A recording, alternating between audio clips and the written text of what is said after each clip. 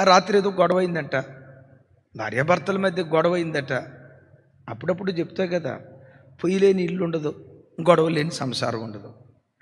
మా వాడు కోపం వచ్చి ఆ భార్య సామాన్ అంతా బయట విసిరేసి, ఈ ఇంట్లో నీకు ఏది ఇష్టం, నీకు ఇష్టమైన దాన్ని తీసుకొని వెళ్ళిపో.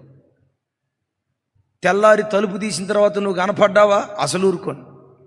ఈ ఇంట్లో నీకు ఏది ఇష్టమో, నీకు ఇష్టమైంది, బంగారం ఇష్టమైతే బంగారం తీసుకొని వెళ్ళు, వెండి ఇష్టమైతే ఎండి తీసుకొని వెళ్ళు, లేదు సామాన్ ఇష్టమైతే సామాన్ తీసుకొని వెళ్ళు, తెల్లారిన తర్వాత కనపడ్డావా నేను చంపేస్తా అన్నాడంట. అని తలుపేశాడు. ఆ రాత్రి అంతా మా వాడు గొర్రెలు పెట్టి నిద్రపోయాడు. తెల్లారింది 7-8 ఆ ప్రాంతంలో తలుపు తెరిచాడు. పాపం ఈ తల్లి దేవతలాగా తలుపు ఎదురే నిలవబడిందట. అన్నాడట, సిగ్గులేందని, వెళ్ళిపోమన్నాగా, నీకు ఏది ఇష్టమో ఇష్టమైన దాన్ని తీసుకొని వెళ్ళిపోమన్నాగా, ఎందుకు ఇక్కడ నిలవబడ్డావు అన్నాడంట. ఆవిడందట, ఈ ఇల్లంతటిలో నాకు బంగారం కంటే, వెండి కంటే, ఈ ఇల్లు కంటే నాకు ఇష్టమైన వాళ్ళు మీరేనండి. మీరు వస్తే నాతో పాటు అరణ్యానికి వస్తే అరణ్యానికి వెళ్తా, ఇంట్లో ఉంటే ఇంట్లో ఉంటా, మీరు లేకుండా నేను ఎట్లా బ్రతుకుతానండి. ఈ ఇల్లంతటిలో నాకు ఇష్టమైన వాళ్ళు మీరేనండి అని అందంట. ఆ మాట అన్న తర్వాత భర్త ఏం చేసి ఉంటాడు చెప్పండి? మీసమెల్లి వేసి ఉంటాడా? ఆ భార్య కాళ్ళ మీద పడి, నన్ను క్షమించమ్మా, నీకు దండం పెడతాను అన్నాడట.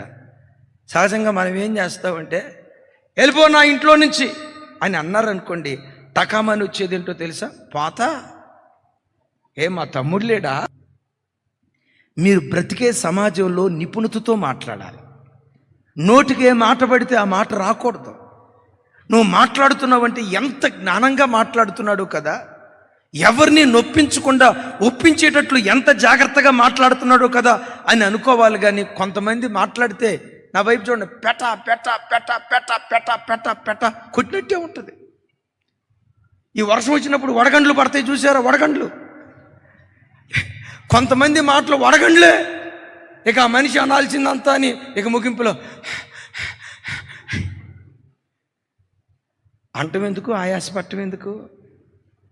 ప్రతి మాట జెంటిల్గా మాట్లాడాలి, నిపుణతతో మాట్లాడాలి. నిపుణతతో మాట్లాడటం అది టక్కరితనం కదా అంటారా? No no no. టక్కరితనం వేరు, కుయుక్తి వేరు, యుక్తి వేరు. సంఘానికి యుక్తి ఉండాలా, కుయుక్తి ఉండాలా? కుయుక్త.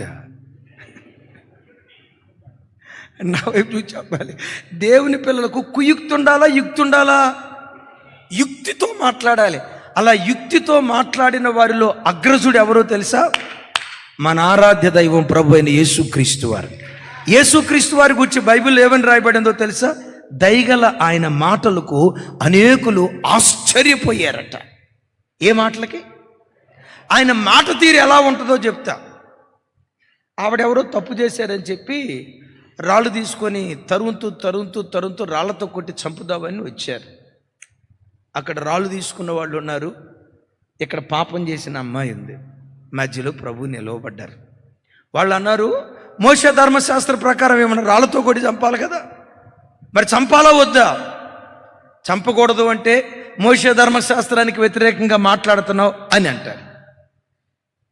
చంపమని అంటే, మరి నీది ప్రేమరాజ్యం అంటున్నావు కదా, చంపమంటావేంటి అని అంటారు. ప్రభు అక్కడ ఏమన్నారు తెలుసా?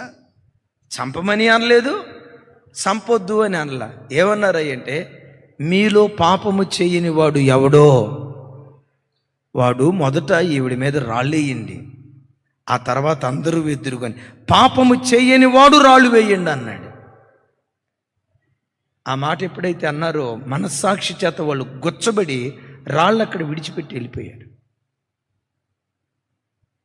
ఆ తల్లితో అంటాడు, అమ్మా